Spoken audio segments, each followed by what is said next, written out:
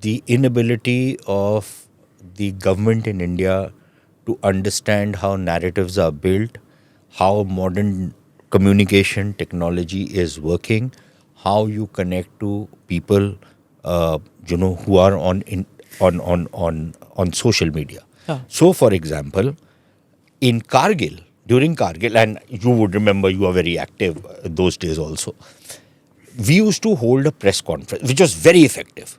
We used to hold a press conference every evening. There were Colonel Bikram Singh, later General, and there was Jassal. Jassal, right? Raminder Jassal, JSXP. Yeah, and both very articulate, very good briefings they would give, but that was the time of television. You could do one briefing in the evening and get away with it. Today, the Noor Khan Air Base is bombed. Within 5 minutes, I am seeing it on Twitter, virtually real time, right? But my government is giving me a briefing the next day. How does this work? So one, they never understood how this system works. Or else on sources information was On being sources given. Acha, the sources That information became also a little awkward. It became awkward because you gave the right information but without giving accurate information. So you said Karachi has been bombed, but you didn't say what in Karachi has been bombed. You never gave the information the way information should have been given out. The press conferences which we were holding, and now, again, I know I'm going to be pilloried for it. People are going to abuse me. Frankly speaking, those were not done well. If you ask me, those were not done well. Okay. Because you were hardly giving out the kind of information which would set a narrative. And it also has to be unfortunate because when we ask that ऐसे क्यों कर रहे हो आप, we can't, television and social media and internet cannot wait for those two press conferences a day, one at 4 Exactly. o'clock, one at 8 o'clock. The response we got was that we are busy with a war-like situation. War नहीं बोल रहे थे, war-like situation. Media can't be fed on a constant basis. You're a hungry beast. We can't keep feeding you. So Then don't complain. then don't complain. Please. So, see, that's a choice I think the government made. Good or bad. But sir, We take a hit. No, I agree with you. Sir, I'm my- not disputing. my you. point is so that there is are- the choice which government made. there are- But the point, you coming back to banning of media, it may have had an importance at that particular time, 2 weeks, 3 weeks, 4 weeks, whatever it is. I think now, the barring a few virulent YouTubers who you can identify and you can block them, but at least the media, the newspaper, the print media, and the articles that are being written and the kind of narrative that is being set should be opened up. Yeah. Because I don't see to continue it for a long time, unless of course there's a feeling that it is sending a signal that we are wanting to, मैं get ये back. कह रही हूँ I don't know. that So, how no, much how much are they going to make? Just if we think that, they are making hits by Indians clicking onto it, how much will they make?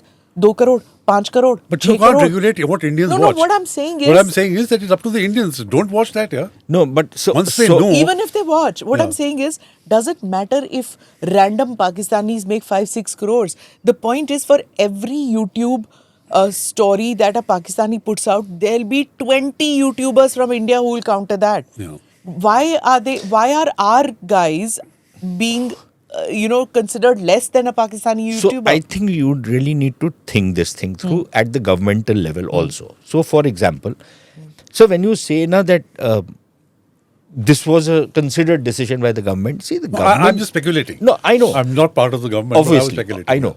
But my point is that the government needs to understand that modern warfares are fought on 3 prongs. First is, of course, the military and the kinetic prong. The second one is the diplomatic one. And the third one is the narrative one, right? The Absolutely. Infowars. Absolutely. Now, the point is you can't say, I am very busy with the kinetic one, Yeah. so the other 2 I'm going to ignore. No. Or I'm busy with 2, so third one I don't care. Yeah. I don't. So at one level you say, I don't give a damn what somebody else is saying.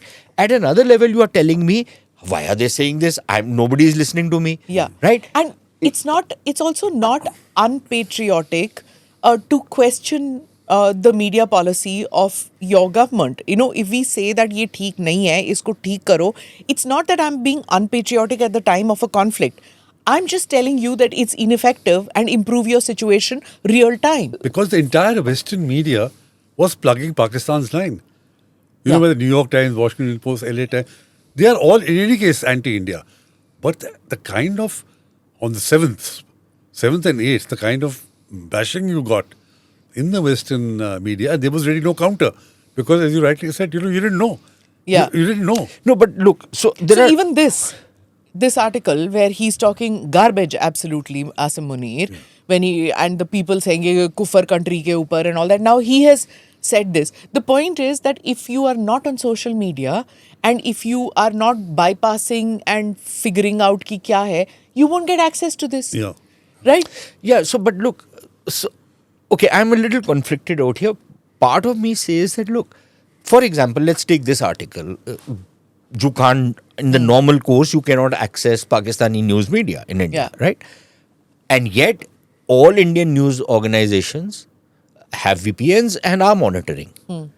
And most Indians, in any case, are not going to go to the Pakistani source. They will be going to an Indian source to see what is happening, right?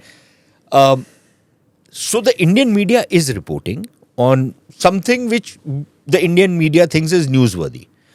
Now, floods in Pakistan, 300 people dead, makes no news. Nobody gives a damn about Pakistanis out here, right? But somebody who's threatening nuclear war on you, people will give a damn about it. So, yes, the Indian media has reported this thing and pretty accurately. Even what he said in Florida, In that Florida. half the world will blow up and things. So, and again, a lot of people are expressing shock.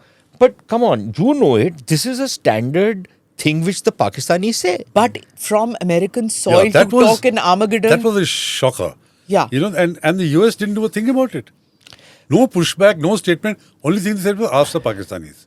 No, but the US will not, because look, we know what the relationship between India and the US is now. True. But Like we want to live in denial, but for we can him- deny it. But for him, It's a to broken use relationship. American soil and that I will take half the world down with me. Half the world could also include Americans. Yeah. You know? And he, that was a Zelensky shocker for me. hasn't said that. Putin hasn't said that. Yeah.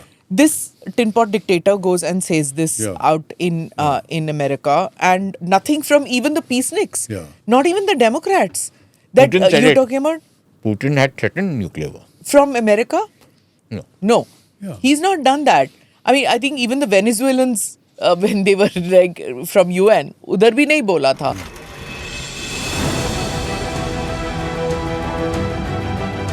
Namaste, Jai Hind. You're watching ANI podcast with Smita Prakash. अगर हम उसको मस्जिद कहेंगे तो फिर विवाद होगा। The issue is टूटा है क्या भारत? 400 पार का मतलब ये है कि संविधान खतरे में है। क्या हम लोग ये निर्देश देते हैं कि फला को गिरफ्तार करके जेल डाल दें? वही तो कह रहे हैं सब. ये बेबुनियाद निराधार आरोप। सच्चा सुनना चाहो देखो स्मिता प्रकाश ANI, it does not lie.